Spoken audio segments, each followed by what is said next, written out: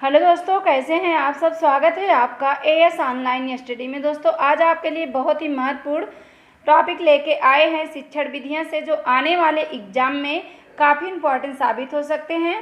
आप किसी भी एग्ज़ाम की तैयारी कर रहे हैं तो आपकी परीक्षा में शिक्षण विधियों से दो से 4 से 5 से 6 नंबर ज़रूर पूछ लिए जाते हैं, क्योंकि यह शिक्षण विधि, आगमन विधि, निगमन विधि से हर टॉपिक में पूछा जाता है, चाहे वो हिंदी हो या सीडीपी हो या कुछ भी, उसमें मैथ में भी पूछ लिया जाता है।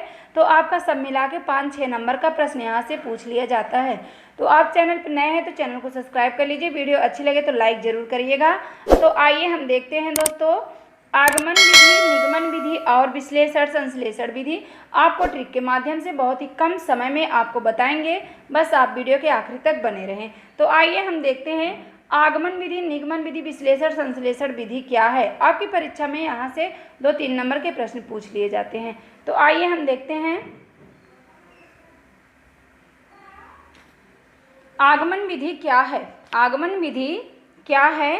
तो आगमन विधि में क्या होता है, छात्रों को नियम या किसी समस्या सिद्धांत को उदाहरण से समझाते हैं, मतलब उदाहरण से करवाते हैं जो भी समस्या होता है। तो पहले इसमें क्या होता है, उदाहरण पहले दिया जाता है, बाद में नियम बताया जाता है। अगर आपकी परीक्षा में पूछ ले दोस्तों कि वह कौन सी विधि है जिसमें पहले उदाहरण दिया जाता है, बाद में नियम बताया जाता है, तो उसको आगमन विधि कहते हैं। आगमन विधि के कुछ सूत्र हैं, देख लेते हैं। ज्ञात से अज्ञात की ओर, विशिष्ट से सामान्य, स्थूल से सूक्ष्म की ओर। अब क्या होगा, पहले जो चीज़ ज्ञात होगी वह दिखाया जाएगा, फिर अज्ञात की तरफ धीरे धीरे ले चलते हैं। अगर आपसे पूछ ले दोस्तों ज्ञात से अज्ञात की ओर किस विधि के उदाहरण है, तो आगमन विधि। विशिष्ट से सामान्य की ओर किस विधि के उदाहरण हैं, तो आगमन विधि। ये समझ लो, हम प्रश्न दे रहे हैं आपको। स्थूल से सूक्ष्म की ओर किस विधि के उदाहरण हैं, तो आगमन विधि। अब आपको समझ में आ गया होगा, पहले उदाहरण दिया जाता है, फिर नियम बताया जाता है। जैसे जब हम द्विगु समास की बात करते हैं तो उसमें हम चौराहा की बात करते हैं। चौराहा, ये चौराहा क्या होगा, उदाहरण होगा। तो पहले हम चौराहा से ही स्टार्ट ही करेंगे, पहले हम उसको चौराहा के बारे में बताएंगे, उदाहरण चौराहा का देंगे कि 4 राहों वाला क्या होता है, तो चौराहा होता है। उसके बाद हम नियम बताएंगे कि दोस्तों इसमें क्या होता है। पहला शब्द संख्यावाचक होता, संख्या बोधक होता है। अगर जहाँ पे संख्या बोधक हो वहाँ पे द्विगु समास। उसके बाद हम नियम पे जाएंगे, जो भी नियम हो। तो पहले हम उदाहरण बता देते हैं तो आपको समझ में आ गया होगा। आगे देख लेते हैं आगमन विधि की विशेषता। यह वैज्ञानिक विधि है, इसमें अर्जित ज्ञान प्रत्यक्ष तथ्यों पर आधारित होता है, मतलब उदाहरण देके प्रत्यक्ष समझाया जाता है किसको, बच्चों को। इसके द्वारा बालक स्वयं कार्य करने की प्रेरणा होती है। इसमें आगमन विधि में अगर आपसे पूछ ले इसके द्वारा किस विधि के द्वारा बालक स्वयं कार्य करने की प्रेरणा करता है, तो आगमन विधि में। यह समझ लो आपका प्रश्न है। यह छोटी कक्षा के लिए होती है। अगर आपसे पूछ ले कि कौन सी विधि छोटी कक्षा के लिए सबसे महत्वपूर्ण होती है, आगमन विधि ऑप्शन में दे दे, निगमन विधि, संश्लेषण, विश्लेषण, तो आपको तुरंत वहाँ पे आगमन विधि टिक कर देना है छोटे कक्षा के लिए। तो यहाँ पे इतना आपको समझ में आ गया होगा। नेक्स्ट आगे देख लेते हैं। आगे देखेंगे आगमन विधि का दोष भी पूछ लिया जाता है। आगमन विधि का दोष क्या होता है, समय ज़्यादा लगता है, पाठ्यक्रम पूर्ण नहीं होता है, ज्ञान धीमी गति से होता है।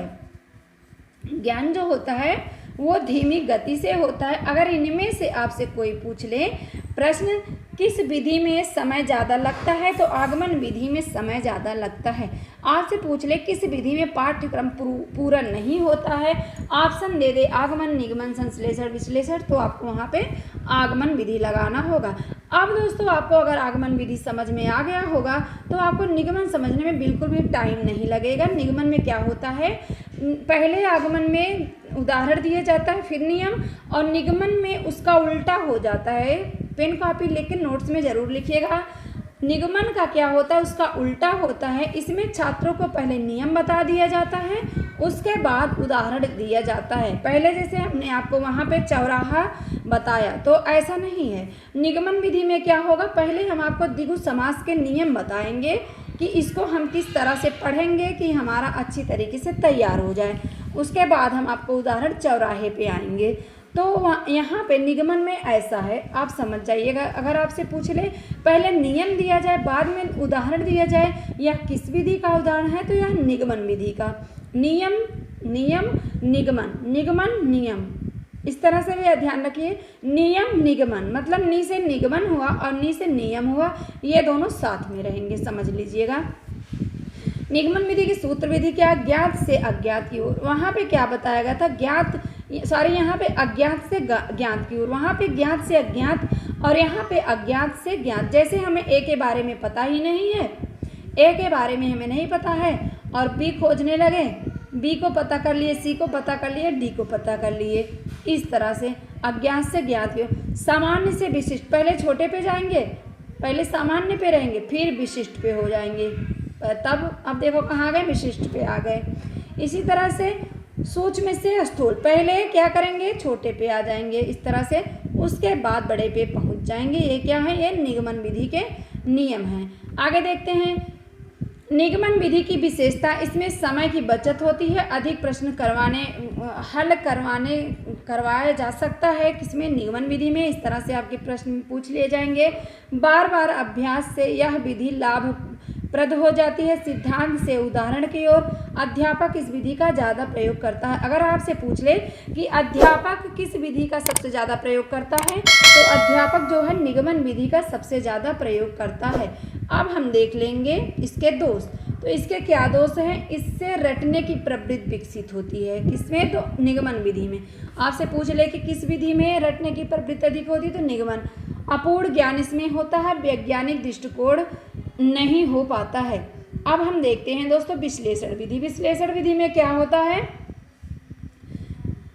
किसी समस्या का हल तक पहुंचना, किसी समस्या की हल तक पहुंचना, इसमें अज्ञात का रहस्य खोजते खोजते ज्ञात की तरफ पहुंच जाए। जैसे जब किसी समस्या में पड़े और उसका ज्ञात खोजे, तो पहले अज्ञात से शुरू किए और ज्ञात की तरफ पहुंच गए, तो ये क्या होता है, विश्लेषण विधि।